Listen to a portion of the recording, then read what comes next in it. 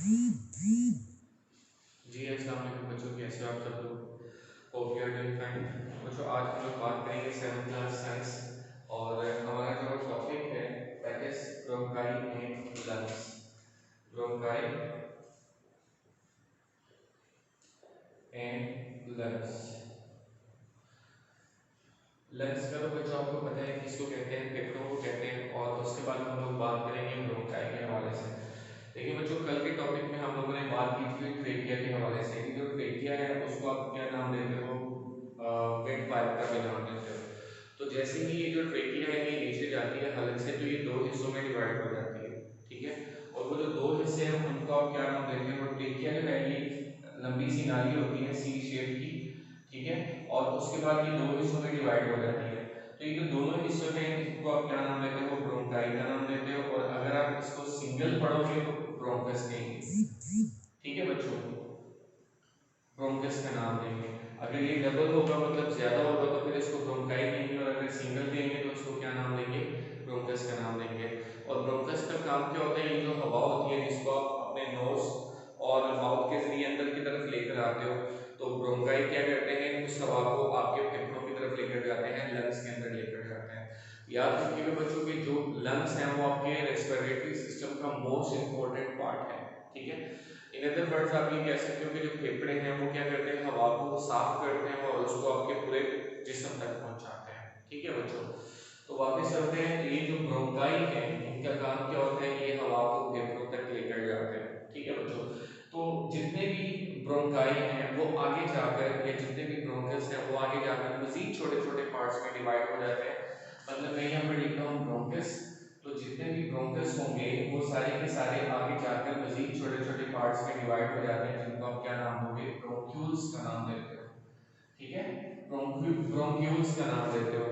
और जितने भी ब्रोंक्यूल्स होते हैं उन सब के ऊपर छोटे छोटे एयर सैक्स होते हैं, एयर सैक्स होते हैं, यानी कि हवा की थैलियां होती हैं, हवा की छोटी छोटी थैलियां होती हैं। और उन थैलियों को आप क्या नाम देते हो, एल्वेलाई का नाम देते हो, ठीक है।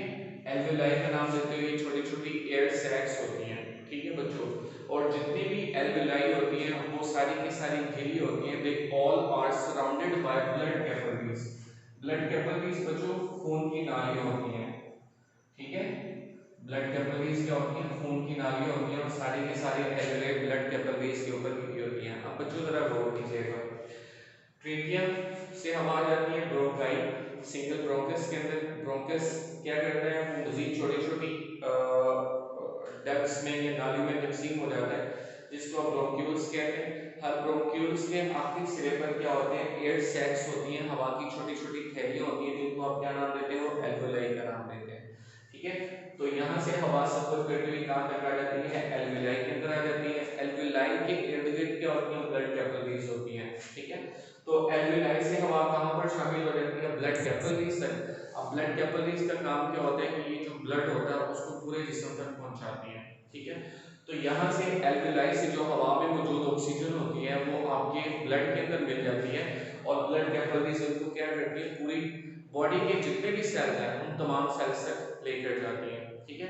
तो जो सेल्स होते हैं वो क्या करते हैं, इस ऑक्सीजन को यूज करते हुए अपने लिए फूड प्रिपेयर करते हैं, और फूड के साथ क्या बनता है, CO2। CO2 क्या होता है, कार्बन डाइऑक्साइड, ठीक है। कार्बन डाइऑक्साइड भी प्रिपेयर की जाती है। अच्छा, अब क्या होता है कि जैसे ही जो सेल्स होते हैं वो अपनी खुराक तैयार कर लेते हैं, तो जो ऑक्सीजन होती है ब्लड के साथ वो निकल जाती है, और उसके साथ क्या शामिल हो जाती है, कार्बन डाइऑक्साइड। तो ये ब्लड कैपिलरीज क्या करती है, उनको वापस कहाँ तक लेके आती है, आपके लंग्स तक लेके आती है, जहाँ पे उनको जिस्म से वापस खारिज कर दिया जाता है।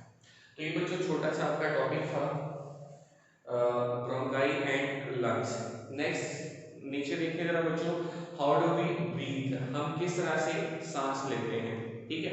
तो देखिए बच्चों, our lungs have no muscles, हमारे लंग्स के मसल्स नहीं होते। Two types of muscles work during the breathing process, ठीक है। और वो कौन से होते हैं, एक होता है जिसको आप इंटरकोस्टल मसल का नाम देते हो, और दूसरे को क्या नाम देते हो, डायफ्राम का नाम देते हो। मैं यहाँ पर लिख देता हूँ, दो तरह के मसल्स होते हैं जो ब्रीथिंग में हेल्प आउट करते हैं। एक को आप नाम देते हो इंटरकोस्टल मसल्स, इंटरकोस्टल मसल्स, और दूसरे को आप क्या नाम देते हो, एक डोम शेप,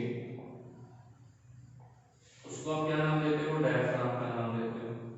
ठीक है, ये दो तरह के पार्ट्स होते हैं जो आप क्या क्या आपको ब्रीथिंग में हेल्प आउट करते हैं। दो तरह के प्रोसीजर्स होते हैं जिनके जरिए जो है वो ब्रीथिंग का जो प्रोसेस है दैट इज कैरीड आउट। और वो दो तरह के प्रोसेस क्या होते हैं, एक होता है इनहेलिंग, एक होता है इनहेलिंग। इनहेलिंग के लिए देखिए जरा बच्चों, when the intercostal muscles pull our ribs outward and the diaphragm contracts, the air enters the lung, it is called inhaling। हम लोग क्या करते हैं, देखिए इसको कहते हैं इनहेल करना। मतलब जब हम लोग हवा जो है वो बाहर से अपने लंग से लेकर जाते हैं इस तरह करके, तो हमारी जो रिब्स होती हैं वो क्या करती हैं, सुकड़ जाती हैं। ठीक है, हम जब सांस लेते हैं तो हमारी जो रिब्स है वो सुकड़ जाती हैं, जिसकी वजह से जो डायफ्राम है वो भी कॉन्ट्रैक्ट हो जाता है, वो भी पुल, उसको भी पुल करते हैं, जिसकी वजह से वो भी सुकड़ जाता है। और जो हवा होती है वो कहाँ पर जाती है, हमारे फेफड़ों पर, और उसको आप क्या नाम देते हो, इनहेलिंग का नाम देते हो। ठीक है जी। उसके बाद क्या होता है, नेक्स्ट आपके पास आ जाता है एक्सहेलिंग। एक्सहेलिंग का मतलब क्या होता है बच्चों की, जो आपने हवा अपने जिस्म के अंदर लेकर जाते हो उसको आप बाहर खारिज कर देते हो।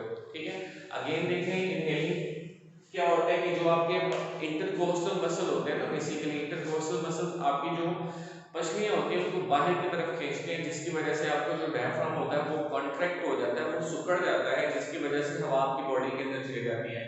एक्सहेलिंग इसका उल्ट प्रोसेस है। ठीक है, अब जब आपने एक्सहेल करना है मतलब हवा को बाहर निकालना है, तो फिर क्या होता है कि जो इंटरकोस्टल मसल्स होते हैं ना वो आपकी रिब्स को प्रेस कर देते हैं, जिसकी वजह से जो डायफ्राम होता है वो रिलैक्स कर जाता है, उसका जो डायमीटर है वो बढ़ जाता है, और इसके नतीजे के तौर पर जो हवा है that is emitted out from the body। देखिए when the intercostal muscles and diaphragm muscles relax, the air moves out of the lungs। इसको आप क्या नाम देते हो, एक्सहेलिंग का नाम देते हो। तो ये तो बच्चों आप आज का टॉपिक, तो इसको आपने याद भी करना है और साथ में अपनी होमवर्क की कॉपी पर नोट भी करना है।